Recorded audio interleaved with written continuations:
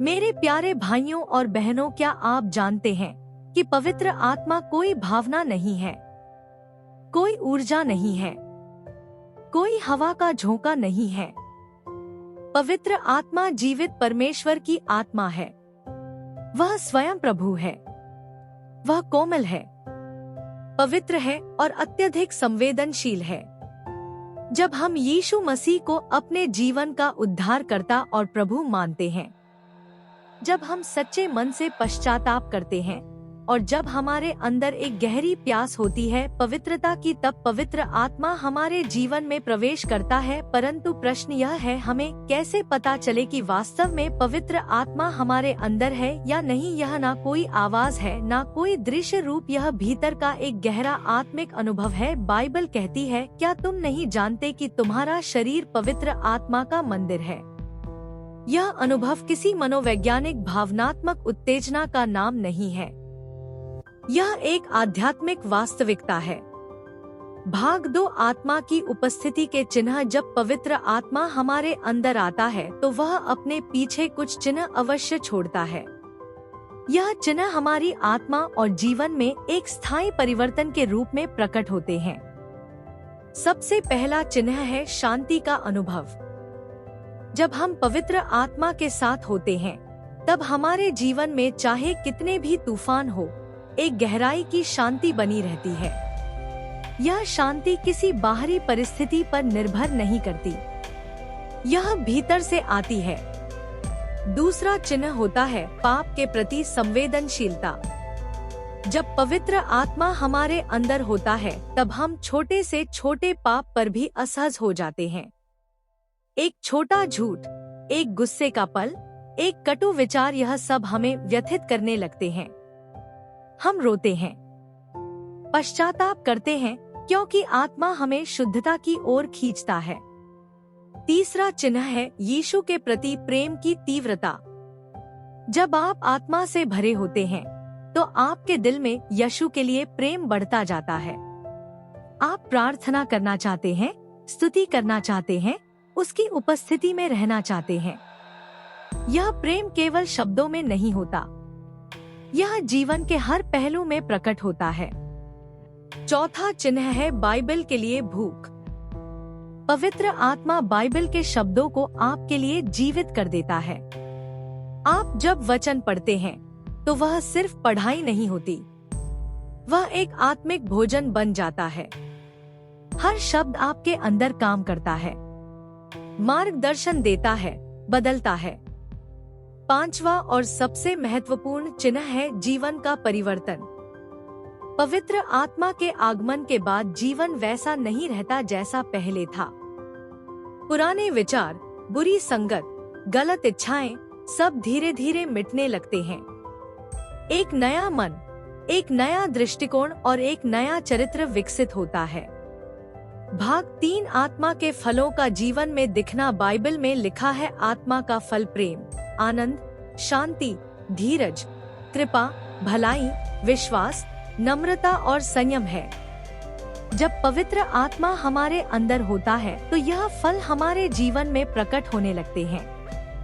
यह फल हम अपने प्रयास से उत्पन्न नहीं करते, बल्कि आत्मा स्वयं हम में से यह फल निकालता है।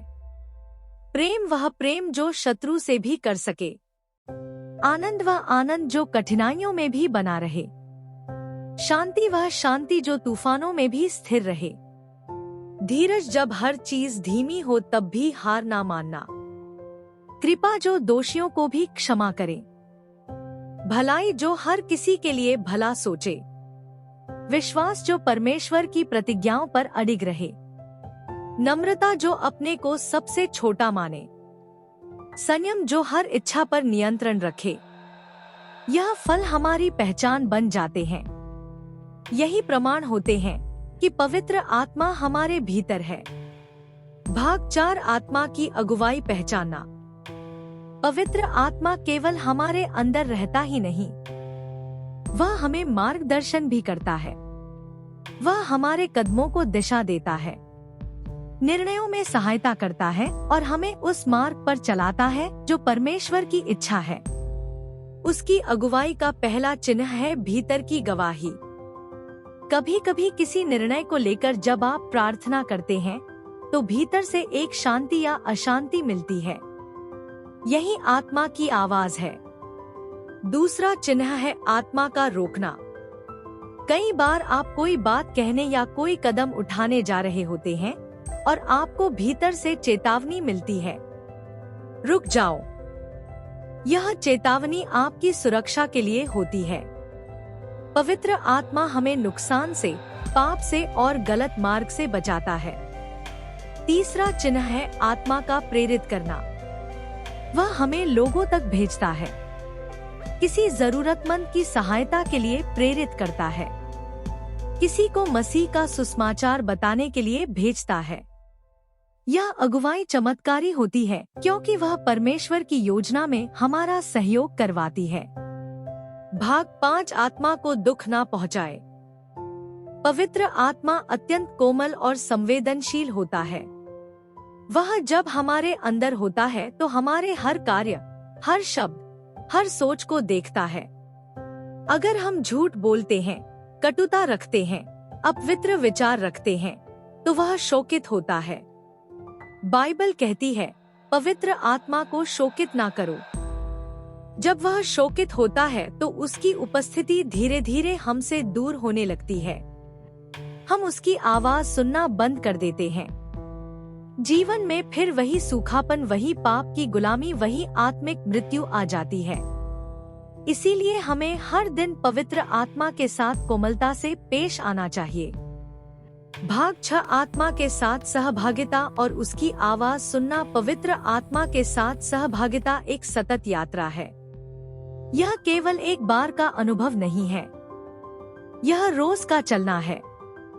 जैसे एक मित्र के साथ आप रोज बात करते हैं, वैसे ही आत्मा से भी निरंतर बातचीत होनी चाहिए। यह सहभागिता होती है प्रार्थना में, उपवास में, स्तुति में और मौन में। जब हम आत्मा के सामने चुप हो जाते हैं तो वह बोलता है। जब हम उसके स्वर को सुनते हैं और उसका पालन करते हैं तो वह और अधिक स्पष्ट बोलने लगता है। उसकी आवाज कानों से नहीं आती, यह आत्मा में सुनी जाती है।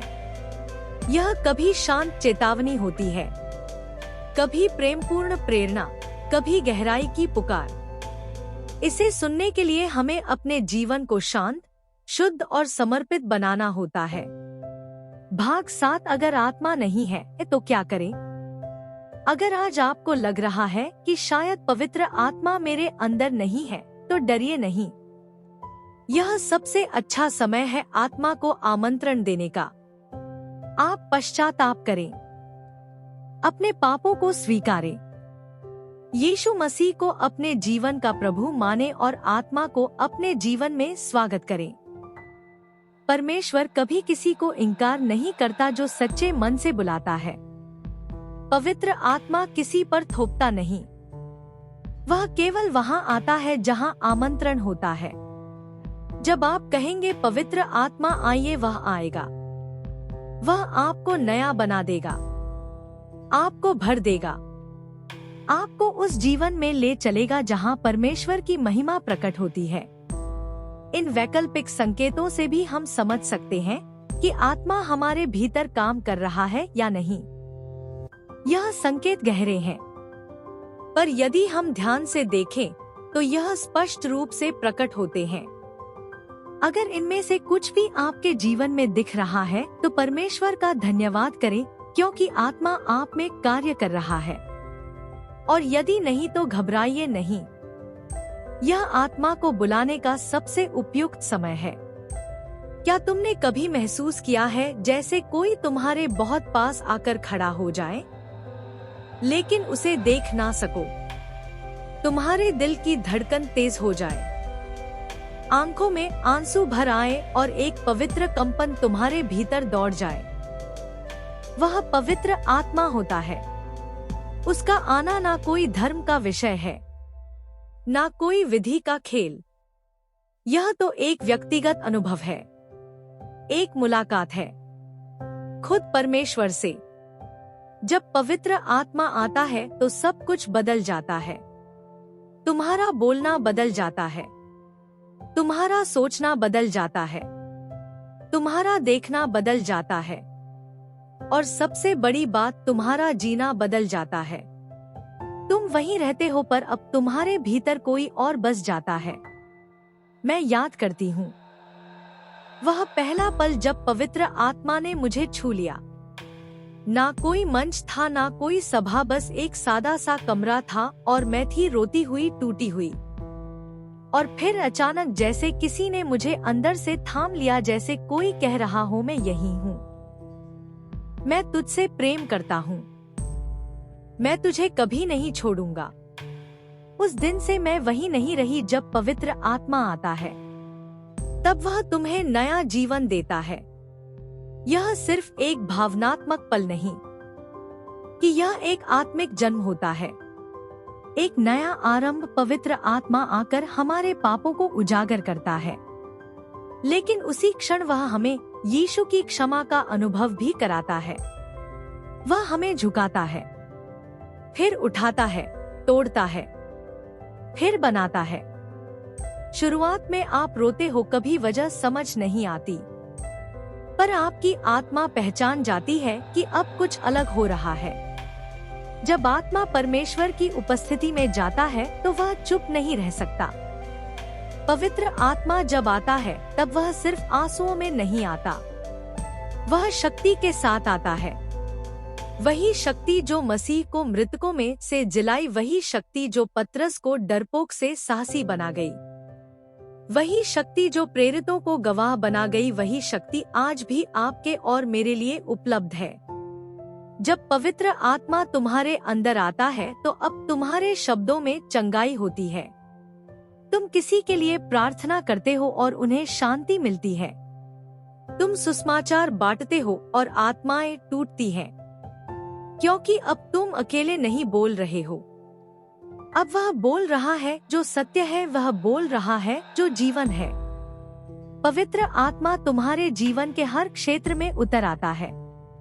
वह तुम्हारे मन को पवित्र करता है, वह तुम्हारे विचारों को प्रभु के अनुकूल बनाता है, वह तुम्हारे हृदय को नरम करता है। तुम्हारी प्रार्थना बदल जाती है। अब तुम सिर्फ मांगते नहीं, अब तुम सुनते भी हो।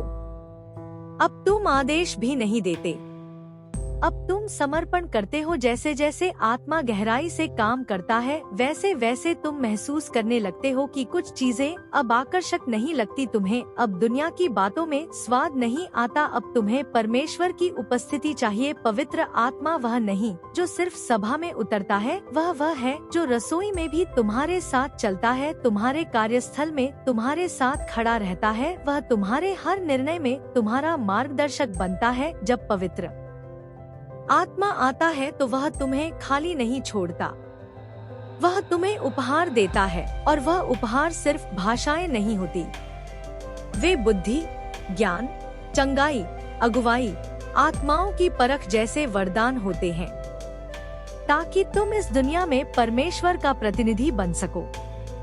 पर वह सिर्फ वरदान नहीं देता, वह तुम्हारे भीतर आत्मा का फल भी उत्पन्न करता है। प्रेम, आनंद, शांति, धीरज, कृपा, भलाई, विश्वास, नम्रता और संयम, यह सब उसके आने के प्रमाण होते हैं।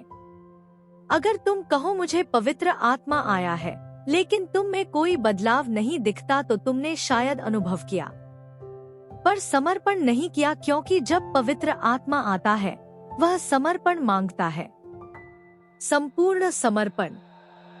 पवित्र आत्मा बहुत कोमल है, वह तब तक नहीं आएगा जब तक तुम उसे बुलाओगे, और जब वह आ जाएगा तब वह तब तक नहीं रहेगा जब तक तुम उसे आदर नहीं दोगे। तो क्या तुम उसे बुला रहे हो? क्या तुम उसे आदर दे रहे हो? क्या तुम कह सकते हो, हे पवित्र आत्मा, मैं तुझसे प्रेम करता हूँ, मैं तुझे दुखी नहीं करना चाहता, मैं तुझे छोड़ना नहीं चाहता।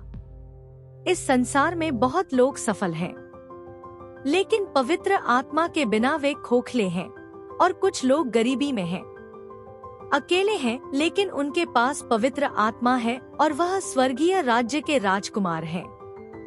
जब तुम्हारे पास पवित्र आत्मा होता है तो तुम अकेले नहीं होते, तुम पराजित नहीं होते, तुम डरे हुए नहीं होते, क्योंकि जो तुम में है वह उससे बड़ा है जो संसार में है। तो आज मैं तुमसे कहती हूँ, पवित्र आत्मा को आमंत्रित करो, उसे दुखी मत करो, उसे तुच्छ मत समझो। वह परमेश्वर की आत्मा है और जब वह आता है तो वह तुम्हें मसीह के जैसे बना देता है। जब पवित्र आत्मा तुम्हारे जीवन से कार्य करने लगता है तब लोग तुम्हें देख नहीं पाते, वे केवल परमेश्वर को देखने लगते हैं। वे तुम्हारी आवाज नहीं सुनते, वे आत्मा की बात सुनते हैं। और जब तुम उठते हो तब तुम्हारे साथ परमेश्वर की उपस्थिति भी चलती है। अब तुम मंच पर नहीं बोलते, अब तुम अपने कमरे में रोते हो और वहाँ आंसू ही आत्माओं के जीवन बदल देते हैं, क्योंकि आत्मा अब सिर्फ तुम्हारे लिए नहीं दूसरों के लिए काम करने लगा है। पवित्र आत्मा तुम्हें गुमनाम बना देता है ताकि मसीह प्रकट हो सके। वह तुम्हारी पहचान को मिटाकर यीशु की पहचान को तुम्हारे जीवन में स्थापित करता है। अब तुम्हारी प्रार्थनाएं बदल जाती है। अब तुम मांगते नहीं, तुम पूछते हो, प्रभु तू क्या चाहता है। अब तुम अपने लिए नहीं, संसार की आत्माओं के लिए आंसू बहाते हो। तुम्हारा दिन उसकी उपस्थिति में शुरू होता है और रात उसी के स्पर्श में समाप्त होती है। और जब कभी तुम व्यस्त हो जाते हो, आत्मा तुम्हें खींचकर अपने पास लाता है और कहता है, मैं तेरा पहला प्रेम हूँ। अब कोई सभा जरूरी नहीं, कोई मंच जरूरी नहीं। अब तुम कहीं भी हो, उसका आत्मा तुम्हारे माध्यम से बह सकता है। चाहे अस्पताल हो, बस स्टॉप हो या घर का रसोई घर, पवित्र आत्मा सीमित नहीं है। परमेश्वर तुम्हें ऐसे स्थानों पर ले जाने लगता है जहां उसकी उपस्थिति की आवश्यकता होती है। कभी कभी किसी रोते हुए को गले लगाकर ही आत्मा उन्हें छू लेता है। कभी किसी टूटे हृदय के लिए एक वचन ही चंगाई बन जाता है। तुम्हें लगता है तुम कुछ नहीं कर रहे, लेकिन आत्मा हर पल तुम्हारे द्वारा काम कर रहा होता है। वह तुम्हारे मौन को भी गवाही बना देता है। वह तुम्हारी उपस्थिति को भी उपदेश बना देता है। अब तुम परमेश्वर की योजना में नहीं, परमेश्वर की संगति में जी रहे होते हो। वह तुम्हें उपयोग नहीं कर रहा, वह तुम्हें अपने साथ चला रहा होता है। तुम्हारा जीवन अब सेवा नहीं, एक प्रेम संबंध बन जाता है, जहां हर दिन हर पल तुम कहते हो, पवित्र आत्मा तू मेरे बिना नहीं, मैं तेरे बिना नहीं। जब पवित्र आत्मा तुम्हें गहराई में ले जाने लगता है तो तुम धीरे धीरे खुद से अलग होने लगते हो। तुम्हारे विचार अब तुम्हारे नहीं रहते, तुम्हारी चाहत अब उसकी बन जाती है। अब तुम वही नहीं रहते जो पहले थे। वह तुम्हारे अंदर की हर बात को छूता है, हर भावना को शुद्ध करता है। वह तुम्हारे घावों को खोलता है ताकि तुम सच्चे रूप में चंगे हो सको और परमेश्वर के सामर्थी हाथों में ढल सको। अब तुम पाप से नहीं डरते, तुम उसे पहचानते हो और आत्मा से कहते हो, हे प्रभु मुझे शुद्ध कर, जैसा तू चाहता है वैसा बना। जब आत्मा गहराई में काम करता है तो वह केवल तुम्हारी बाहरी आदतें नहीं, तुम्हारे हृदय की जड़ों को छूता है। वह उन बातों को बाहर लाता है जिन्हें तुमने वर्षों से दबा रखा था और कहता है, इसको भी मेरे हाथ में दे। अब तुम खामोश रहते हो क्योंकि आत्मा बोलता है। अब तुम आगे नहीं बढ़ते जब तक आत्मा ना कहे। अब तुम किसी की चोट पर प्रतिक्रिया नहीं देते। अब तुम आत्मा में करुणा से भर जाते हो। वह तुम्हारे भीतर की आत्मा को यीशु की तरह बनाता है। अब तुम क्षमा करते हो जब तुम्हें ठुकराया जाता है।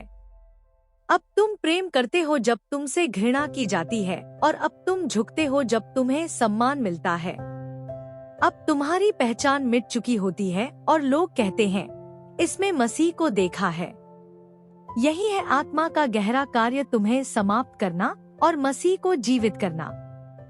अब जब तुम बोलते हो तो लोग रुक जाते हैं क्योंकि आत्मा बोलता है। अब जब तुम प्रार्थना करते हो तो आत्माएं टूट जाती है, क्योंकि आत्मा कार्य करता है। अब जब तुम गवाही देते हो तो वह सिर्फ कहानी नहीं होती, वह आत्मा का साक्षात्कार होता है। अब तुम उसकी उपस्थिति में जीते हो। दिन रात चलते फिरते सोते जागते अब तुम्हारा जीवन एक निरंतर प्रार्थना बन जाता है, एक चलती हुई आराधना बन जाता है। पवित्र आत्मा अब तुम्हारा मार्गदर्शन नहीं, अब वह तुम्हारा प्राण बन चुका होता है। अब तुम उसके बिना कुछ नहीं कर सकते, ना बोल सकते, ना सोच सकते, ना जी सकते। आए हम आपको लिया प्रार्थना करते हैं। हे स्वर्गीय पिता, मैं आज तेरे सिंहासन के सामने उन सभी लोगों के लिए प्रार्थना करता हूँ जो इस वीडियो को देख रहे हैं, सुन रहे हैं और इसमें तुझे ढूंढ रहे हैं। हे पवित्र आत्मा, तू उन्हें वहीं पर छू जहाँ वे हैं, चाहे वह कोई भी स्थान हो, उनका घर, कार्यस्थल, एकांत कक्ष या भीड़ भरी जगह। तू अपने पंख फैलाकर उनकी आत्मा को ढक ले। हे प्रभु यीशु, तू जानता है कौन टूटा हुआ है, कौन रो रहा है रातों को, किसका हृदय घावों से भरा हुआ है। तू जानता है कि कौन आशा खो चुका है, कौन थक चुका है जीवन की लड़ाई लड़ते हुए। मैं प्रार्थना करता हूँ, तू उन पर अपना हाथ रख, उनकी आंखों से आंसुओं को पच दे, उनके जीवन के अंधकार में अपना प्रकाश भेज। उनके कान तेरी मधुर आवाज को सुने और उनके मन तेरे प्रेम को महसूस करे। हे पवित्र आत्मा, तू जो शांति देने वाला है, तू जो मार्गदर्शन करने वाला है, तू जो सच्चाई की आत्मा है, तू हर व्यक्ति के जीवन में अब प्रकट हो। तू उन्हें उनकी पहचान बता, तू उन्हें उनकी बुलाहट बता, तू उन्हें उनके जीवन की दिशा दे। तू उनकी आत्मा को शुद्ध कर, उन्हें नई सोच दे, नई आशा दे और नई शुरुआत दे। जो लोग इस समय बीमार हैं, मानसिक रूप से, आत्मिक रूप से या शारीरिक रूप से, मैं घोषणा करता हूँ कि यीशु के नाम में उन्हें चंगाई मिले। तेरे नाम में सामर्थ है और हम उस सामर्थ को मांगते हैं कि हर कैंसर, हर मानसिक परेशानी, हर चिंता, हर डिप्रेशन, हर दुष्ट आत्मा यीशु के नाम में बाहर निकल जाए। हर घर में तेरी शांति उतरे, हर परिवार में तू मेल मिलाप करे। हे परमेश्वर, जो इस वीडियो को देखने वाले युवक और युवतियां हैं, उन्हें पवित्र आत्मा से भर दे। उन्हें इस संसार के प्रलोभनों से अलग करके अपने मिशन के लिए तैयार कर। उनके जीवन माँ उन्हें पवित्र आत्मा से भर दे। उन्हें इस संसार के प्रलोभनों से अलग करके अपने मिशन के लिए तैयार कर। उनके जीवन में तेरी बुलाहट प्रकट हो। और जो माँ बाप हैं, उन्हें ज्ञान और धैर्य दे कि वे अपने परिवार को तुझ में स्थिर रखें। मैं प्रार्थना करता हूँ प्रभु, तू हर व्यूअर को एक नई उमंग, नई प्रेरणा और ताजगी दे।